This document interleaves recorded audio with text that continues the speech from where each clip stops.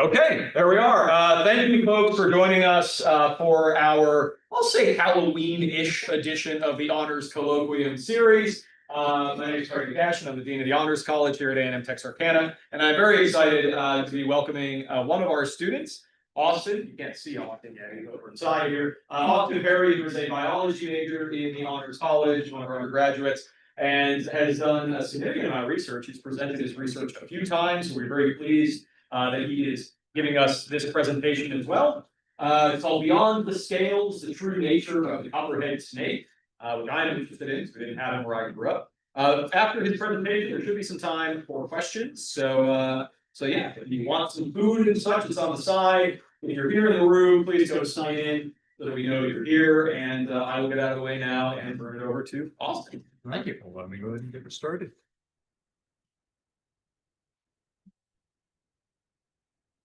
All right, so this is going to be over two species of copperhead. It's going to be over the eastern copperhead, which is Techistrodon contortix, and over the broad-banded copperhead.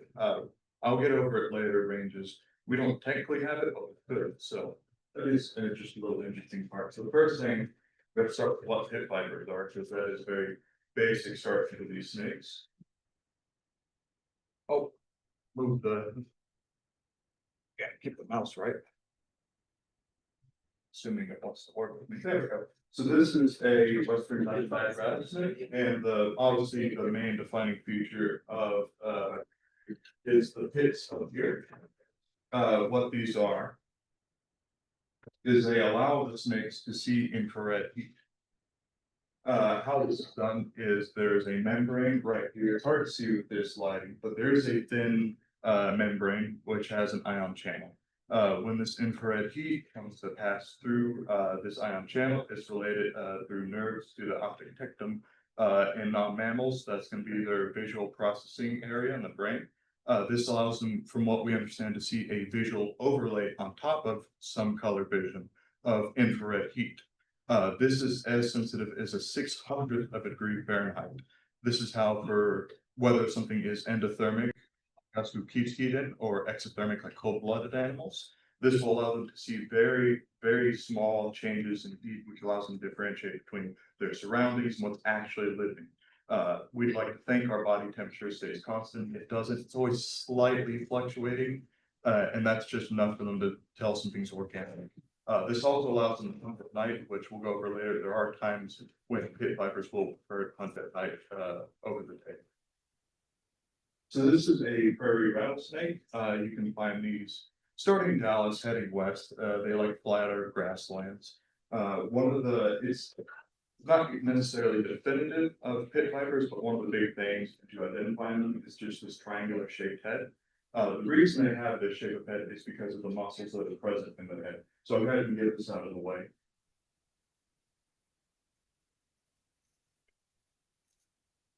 So what we have right here, and I'll go through and label this again in a second, is one of the reasons it bulges out and sort of starts a triangle shape is the glandulae compressor muscles. What that is pit vipers have a venom gland. This is located right about here, where venom is created and then stored. This connects through a duct into the fangs. And whenever they use it, they squeeze the muscle, squeeze venom from the duct into the fangs to envenom a prey or to defend themselves. Another one of the reasons is they have a lot of large jaw muscles to be able to swallow prey, which again, I'll let these just here in a second. Bring it back here to the middle, blow them up for you. So again, these are like the venom glands right here. You can imagine his fangs are over here. He's able to use these to squeeze enter the ducts and into the teeth, the fangs rather. The compressor glandulae, again, those are the muscles that are going to contract against the venom glands. And back here you get the adductor mandibulate group, which again is also going to help a little bit when I talk about how the fangs work, to help the fangs do what they need to. So this is an African bush viper. I try to keep this more of just species we have here in Texas. But this is just a really good photo that I took from a friend, which I'll get over later. As you see here, his fangs are folded flat against his mouth. What's unique about vipers is unlike the other families like elapids, that's your cobras, coral snakes, mambas, taipans. And then you also have other groups, mostly colubrids and boas. They have all sorts of styles of fangs. Your colubrids are going to have a lifeless fangs sometimes, but the ones that have fangs are just going to be rear in the back, very small ones like our local eastern hognose snake. They have rear face fangs in the back. And as well as elapids, they have front face fangs. And the thing about them is similar to our teeth, they are constantly just facing down. What's unique about viper fangs is we found them in the fossil record to be one of the newest fangs. Unlike other fangs, they are folded flat against the roof of the mouth when they are not in use. How it is able to be used is the adductor mandibulae. So our mandible mandibula right here. And when they want to use their fangs, they have two muscles in the adductor group. They pull the so again, they're folded flat like this. So they pull the fangs, mandibula forward, and it erects the fangs out. So this is where we're going to start focusing more on the copperheads now that you know a little more about pit vipers. This is from the Copperhead. This is one for broad-banded copperheads. So pit vipers are generally limited sort of mostly the New World, some of the Old World in Asia and in the Middle East. There are some in Europe, I believe the puff adders in Europe, but they're mostly limited to actually, pit vipers are limited to this area, and there are traditional vipers, which are a little different in Europe. So if we actually come here to actually look at the US in specific, we have 8 species from the genus Echistrodon, which consists of copperheads. So of course we have the eastern copperhead. It ranges from about central Texas all the way up to here around the New York area. So it's one of the most well distributed Echistrodon species. The other copperhead we have is the broad-banded copperhead. They tend to like more deserty prairie areas. They range more in central Texas, Oklahoma, Kansas.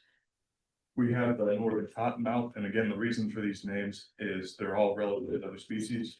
We wonder why a species named the northern snake lives in the southern US. It's because we're about to get down here. We also have a unique species called the Florida cottonmouth, which is a separate species from the northern cottonmouth that is uniquely found in Florida. Now we start getting into other ones that a lot of people don't really know. We have the Mexican pantila, which is Echistrodon lineatus. It's really neat looking snake. They have all sorts of white and orange stripes. They're found around central Mexican and low-lying desert areas.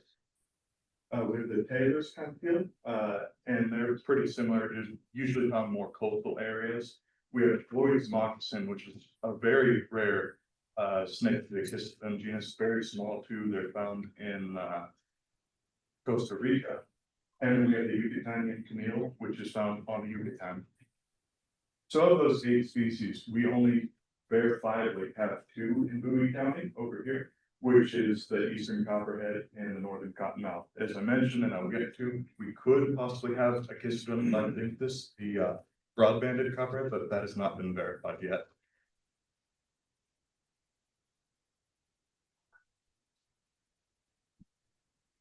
So just a quick comparison of the 2. Again, as I mentioned, the eastern copperhead is going to be a little more distributed throughout the United States as compared to the broad-banded. It's very specific, centered over the Midwest and central United States.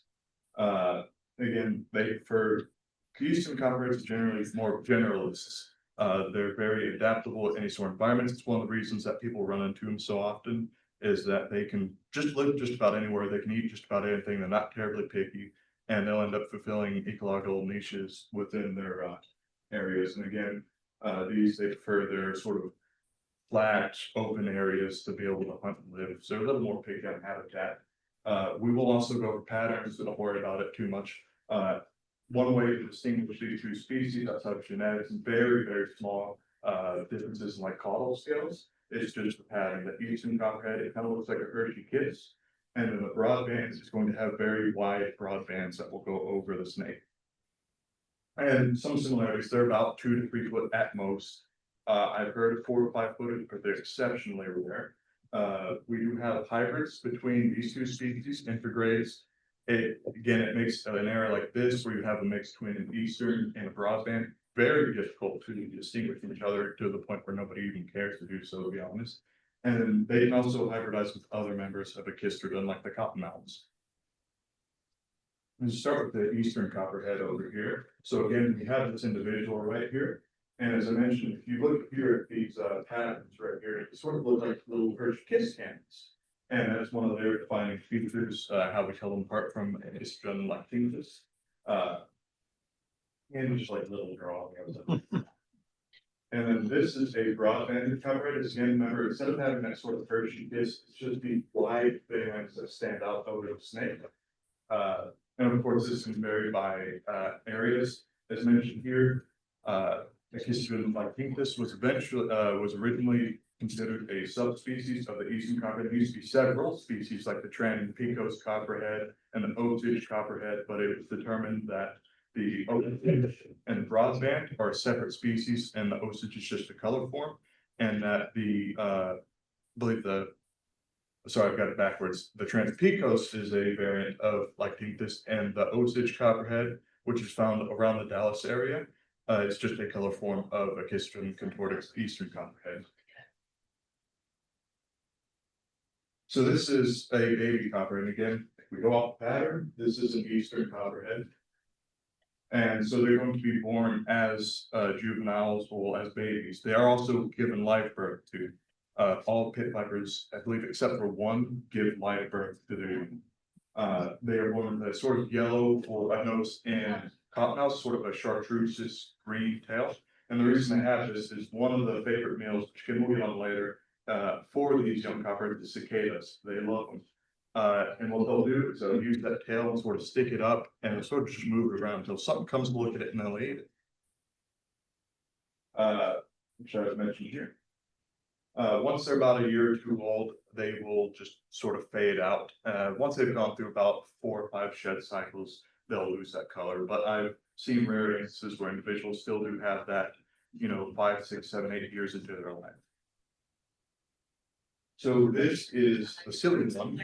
This is a cottonhead. What this is a hybrid between a male cottonmouth and a female copperhead.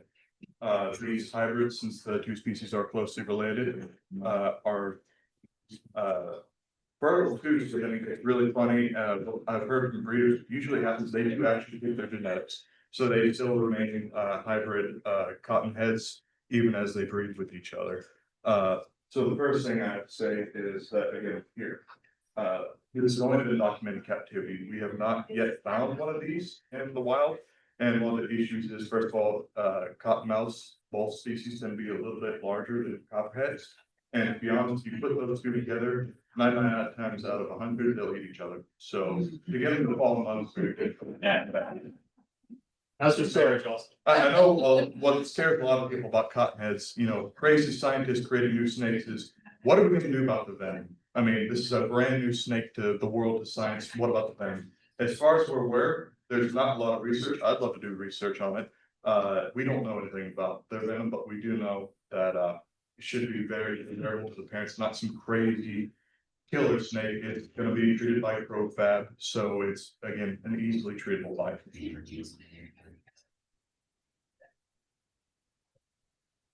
So again, we're going to go over some of the habitat that contortix likes. Fortunately, this is covered up. Basically, all it's saying is that we do have Echistrodon contortix in just all the counties, and especially in Bowie that surround it. Again, they tend to be more generalist, so every little piece of habitat they'll find a like form.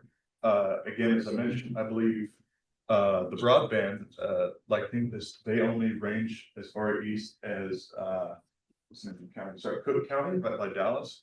And there is a theoretical intergrade range as far east as Cass County, which could make it possible to see a broadbanded copperhead, but probably 99 times out of 100, it will be in eastern here in Bowie County. So again, this is the Piney Woods sort of region. I'm sure a lot of you are unfortunately very familiar with it. I think there's a lot of pretty areas, but to be fair, it's an area that they like. Usually going to have areas of large amount of pine trees like the Lobali pine tree. You're gonna have some oaks like water oaks, but for the most part, it's gonna be mostly pine. You're gonna have fan palms, both native and invasive species. And also very wet. We get a lot of rainfall in this ecoregion of Texas, and that is something that the Copperhead is really not a fan of. This is over towards Western Boone County, heading towards Foot and Cass. And what's happening here is it's starting to transition from that piney wood ecoregion to these post oak savannas. You can see more oaks like your blackjack oaks. And that starts to become more of the habitat that the broadband of Copperhead is more likely to live in.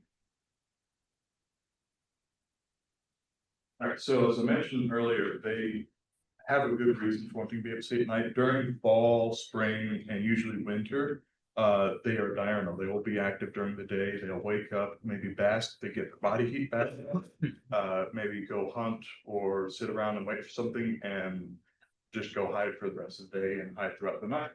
But as it comes summer here, as anybody would have at least lived through the summer, it gets hot here.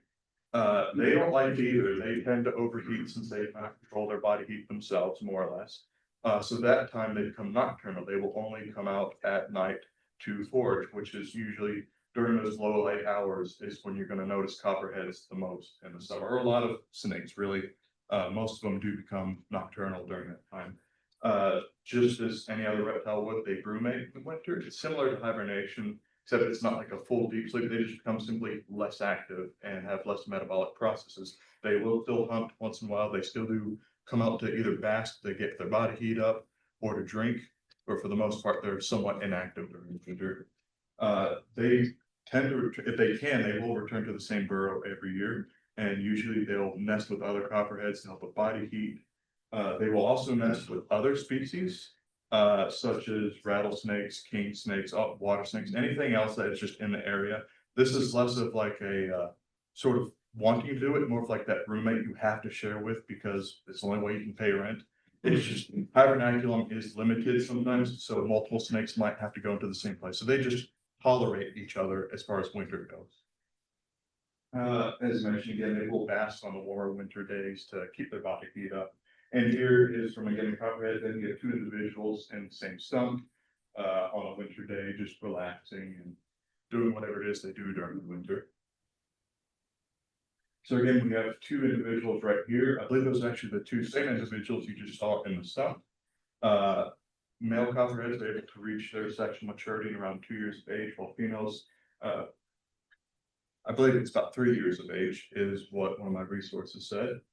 They generally prefer to mate around April to May in this area, but they can mate in the fall. What happens is the female will retain the sperm in her algoducts, and when either fall or spring rolls around, she will allow them to fertilize eggs. The gestation period from, fertilization up until they give birth is about 110 days. So usually that looks like if they mate in the spring, they'll be giving birth right about now. And the males will fight. That is something that is very common along a lot of snakes, but especially pit vipers. And they have this weird way of doing it. What they'll sort of do is if males know that a female is nearby and they want to fight for her attention, they'll sort of just raise up on each other, interlock, and just like kind of sway and push each other around. Somehow a winner is determined. One snake flees and the other one gets the female or females. So this is sorry about the noise.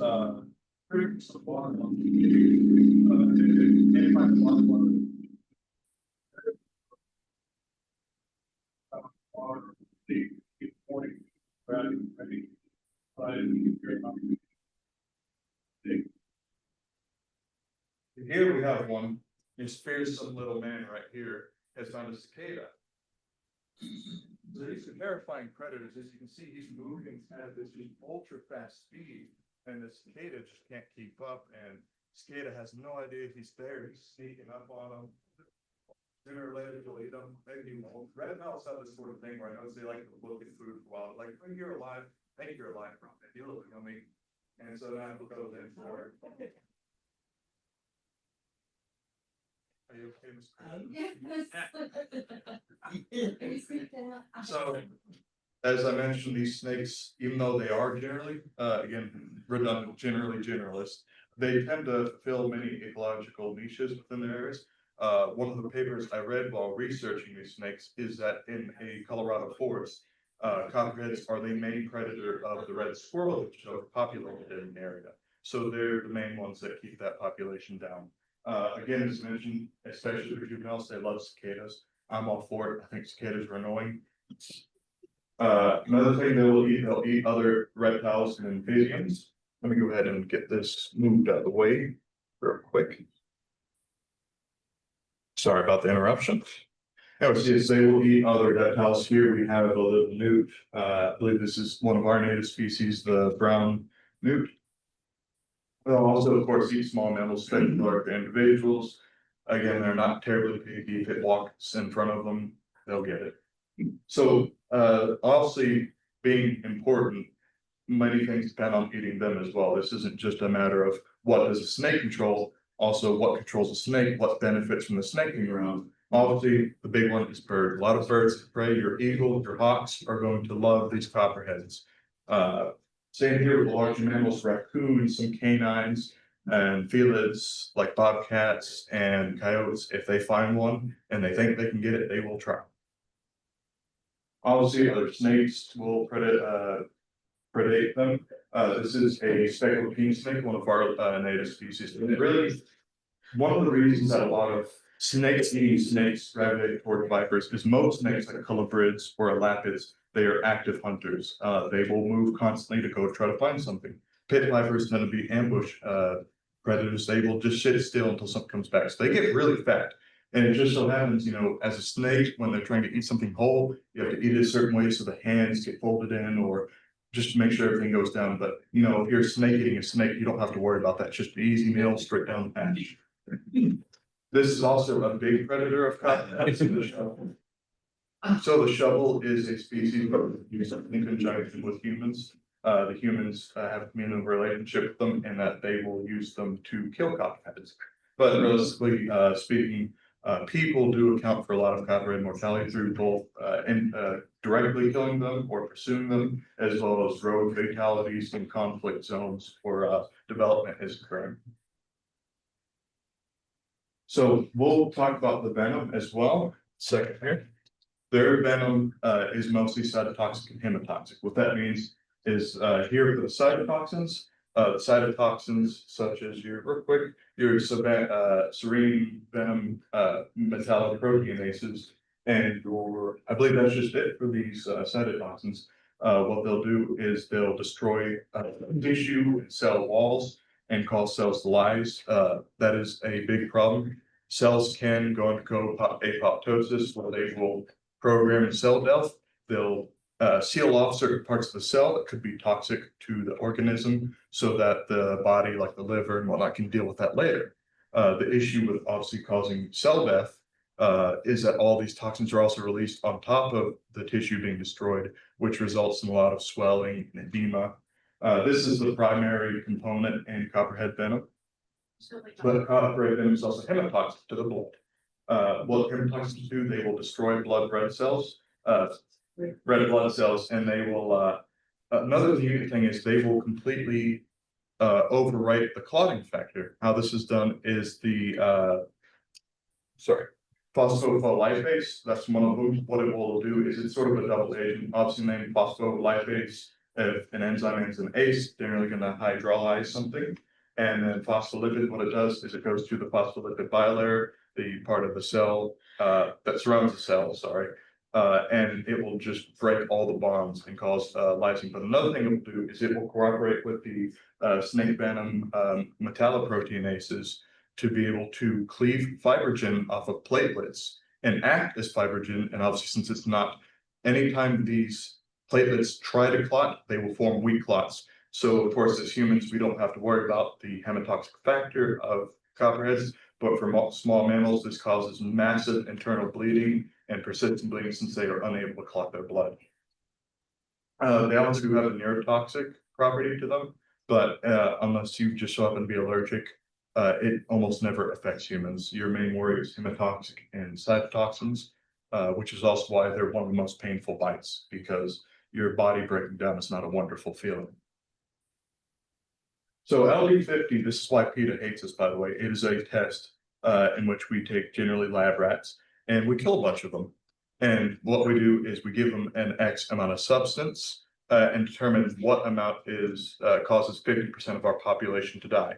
And that's how we determine how toxic a substance may be to us, possibly.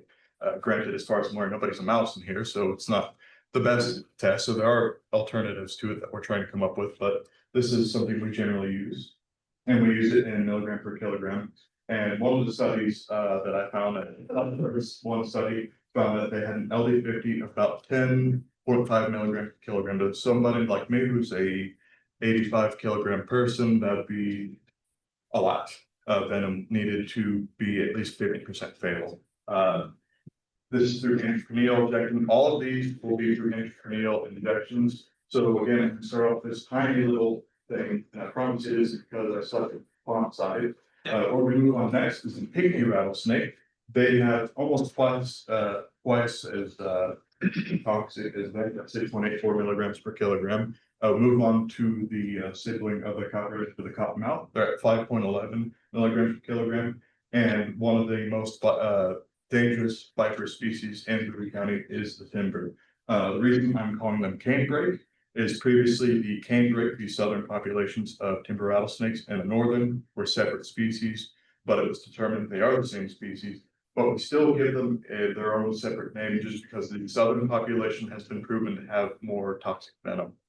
So we could give this little guy up here a crown, but he's not the most toxic. The most toxic snake in Bowie County is the Texas coral snake at 0.78 milligrams per kilogram. Granted, I still think that the timber rattlesnake is most dangerous. One of the reasons is, first of all, the Texas coral snake, the fossorial snakes, they live underground most of their lives. They do not like coming up. They also tend not to want to bite. They're more of a flea snake, and they have a smaller venom compared to the timber rattlesnake, which can get 6 feet long and will pump you full of venom if you upset it. So I just want to go over a few myths. So the first one I've heard is that baby copperheads cannot control their venom. If you get bit by baby copperhead, it will dump all of its venom into you because it does not know control. That's not true. From the moment they are born, from the moment any snake is born that has venom, it is instinctive to them as it is to you and I breathing. They know exactly how to control their venom right out the bag. Another one I've heard is copperheads travel in pairs. If you found one, there's probably another one right next to it. Not necessarily true. They're generally not social snakes. Of course, during times of hibernation or when there's a common food source, they live together. They can sort of tolerate one another. And also during mating seasons, they'll get a little too close. But anyways, generally, if you find one, it doesn't mean there's a million more around. It just means one wandered around. Another one, this is a little more on the controversial side. If you don't want to believe it, that's you. Copperheads, a lot of snakes, they have no reason to chase you. I mean, think like a grizzly bear, right? 12, 13 foot tall bear. How many of you, if you saw a grizzly bear, would start chasing it? That is what it's like to us. They have no reason to want to chase us. Now, what they may do is, I admit that as much as I love the little guys, they're not that smart. They will pick an area that they believe is safe and they will bolt. If that area is where you're standing, they will run straight at you because they know behind you there may be something they can hide. You move out of the way, they're probably gonna move. Or I'd like to believe also, one of my theories is if you have an area where there's a shadow and they see the shadow, they're gonna try to go there and they're gonna follow the shadow because like I need to get away from this big tall thing. Anyways, again, I believe they tend to flee towards safety. Another one I've heard is that copperheads, they can't climb or swim. Sorry to tell you, it's not true. Any snakes, they can swim, climb great. Rat snakes tend to be your better climbers, and of course, water snakes or cottonmouths, 2 species tend to be your best swimmers. Also, another thing is I've heard that if they swim on top of the water, they're venomous. If it swims under the water, it's not venomous. They'll do whatever they want. There is no correlation between venomous snakes and whether they swim in the water column. So I know a lot of people still have the sort of hate for them or the fear of them. And there's a saying, the enemy of my enemy is my friend. So I'll tell you what they can do for you. So there's a drug called picostat.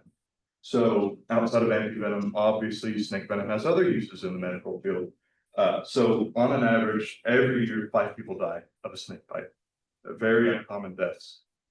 Cancer is thought to kill close to 700,000 people this year. I think it's a little bit more. Well, that's just in the US at least, and that's just projected since 2025 is not ended, but anyways, up here. We have started, well, at least other people have started to look into copperheads as a possible solution. The first thing they found in the early 2000s was contortastatin. This is a protein, one of the disintegrins found in their venom, that we were able to find, and through testing it had some effects on tumors. So there was more testing done, and what they found out is they took the genetic sequence in the eastern copperhead that coded for it, transferred it over to E. coli, and added a little bit of what codes for this venom of a soft-scale viper, their disintegrins, which is what they've called vigorostatin. And vigorostatin has been shown for breast, ovarian, and prostate cancers to completely inhibit the tumors. And of course, this is still really under research because there has to be a lot done. But luckily, again, since we can have E. coli produce it, doesn't mean we have to have snake farms to produce our cancer medication. So when I mean coexistence, I don't mean go outside and pet them, but there are ways we can sort of just live with them to an extent. So of course, both species are very common. They're not under any sort of danger, but still, if you don't have to kill them, don't kill them. So that could change. I'm one of the people who believes this could change maybe in the next few decades, especially with urban sprawl occurring at the rate it's occurring, especially in the Dallas or Houston metroplexes, where you have thousands of acres a year just disappearing to land development. So they could have troubles in the future. So a big first one, another one, this could have fit on a myth, but I figured it fit better here, is that I'm sure people have been told, oh, if you plant lavender, the snakes won't come. If you spray this chemical in your lawn, snakes will come. That does not work. They do not care. Actually, you may end up attracting them. If you plant some plants that will attract bugs, which will attract things that eat bugs, which will attract things that eat what eats bugs, which generally tends to be snakes. But which you can control if you don't want snakes on your property. And most people don't. I would actually love snakes on my property, but most people don't want those. What you can do is they need food, shelter, and water to live. You can't do much about water, but you can fix the food and shelter issue. Keep your yards clean, keep the grass down, keep stuff off the ground, keep it clutter free. Anything, grass, wood, rocks, if there's something they can hide under, they'd like it. Another thing too is if you have a body of water like a creek or a pond, keep the vegetation around it down. Any emergent vegetation in the pond, keep that down as well. And obviously, if you like snakes, you can do the opposite and have a leaf long grass in this. For some reason, snakes really like tin sheets. I don't know why, but they love it. So another thing we can talk about here is with snake encounters, again, just because they're there, they're there to stay. If you encounter one, what makes copperheads a little unique is, of course, rattlesnakes, when they're encountered, they tend to stand up and rattle and let you know they're there. Cottonmouths, of course, have that traditional, they'll open their mouth wide and curl up and look all scary. Copperheads tend to just freeze. They rely on their camouflage. I guess it is that they believe that if they sit still and don't do anything, you will leave them alone. Generally, they know you're there before you know they're there. If you just leave them be, generally they go away. You can also spray them with water. They're not a fan of that. It won't hurt them. Push them along with the broom and they're like, okay, fine, I'll leave. If you do end up using snake tongs, which is what I'd recommend for some people if you want to move them, I would say try to add some sort of rubber or foam over the tongs. If you use just the straight metal tongs to the teeth, clamped down on that snake, you will crush ribs and internal organs, and the snake will probably die a few hours to a day after you move it. This here is in eastern Massachusetts. Really neat species. I believe they're endangered in some areas. We do have their, again, siblings mentioned, the pygmy rattlesnake. Possibly. That is also one that has been found around Bowie County, but never officially documented in Bowie County, which hopefully I'd like to change by finding one soon. Up here, sorry, I've gone a little ahead of myself. If you do go into an area frequently where you expect snakes, the best thing you do is have precaution. If you're going to step over something, look at it before you do. Don't let things their hands under it. Just constantly stay around wherever your surroundings when it comes to any snakes. But you can get snake boots. I prefer gaiters. What they're going to look like is sort of going to look like armor. What's going to do is come up to about your knee. It's going to go all the way down to your shoes, strap to your shoes. and have about 3/6 protection. Nothing is completely snake proof. I mean, there's some people I'm sure they're like, well, if I wear my steel toe boots or wear my leather boots, snakes won't get me. They have a very impressive jaw strength. They can get through that if they can. So having that chap, if you're like deep in the woods or in the marsh, that could just be something that might help you. Just where my house is. In Texas, it's not illegal to kill snakes except for the timber rattlesnake, which is a federally protected species. But in other states, you have to be careful, especially Arkansas, it is illegal to kill any snake.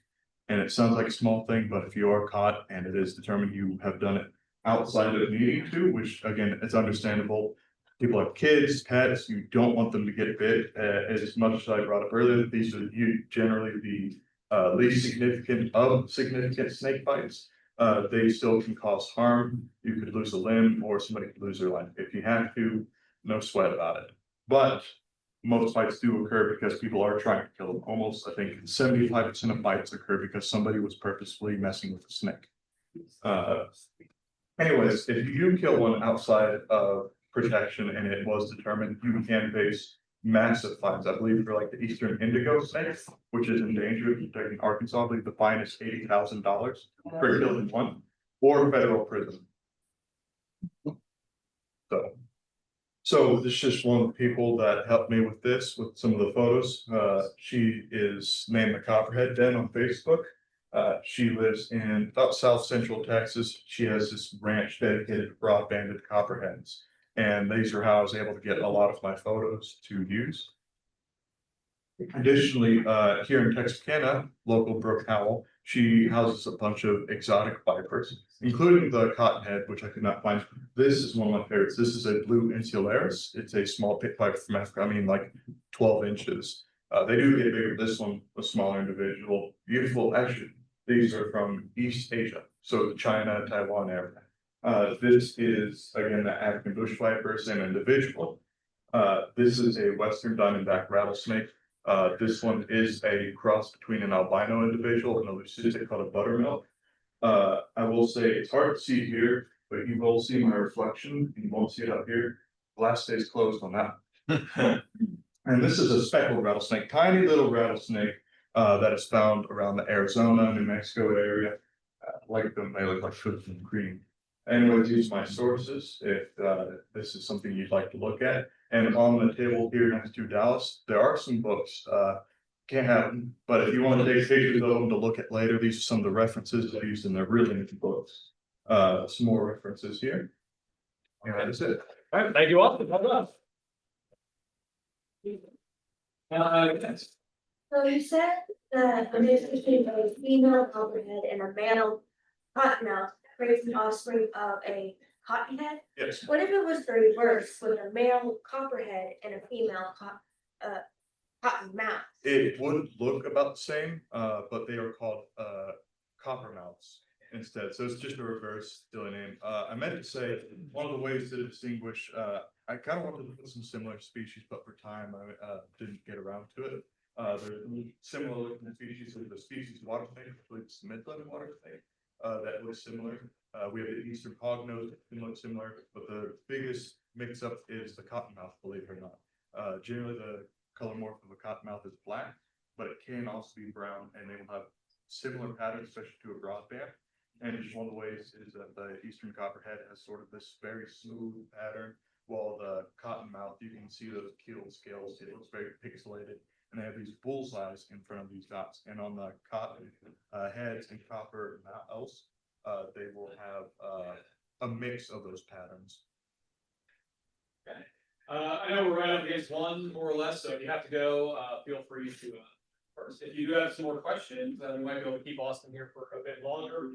If you are in the room, please put your name on our sign-in sheet so you can justify spending taxpayer dollars on pizza. And also, if you have any other questions afterwards, feel free to reach out to us. I can pass them on to Austin if you don't have his contact information. Yeah, any last questions here?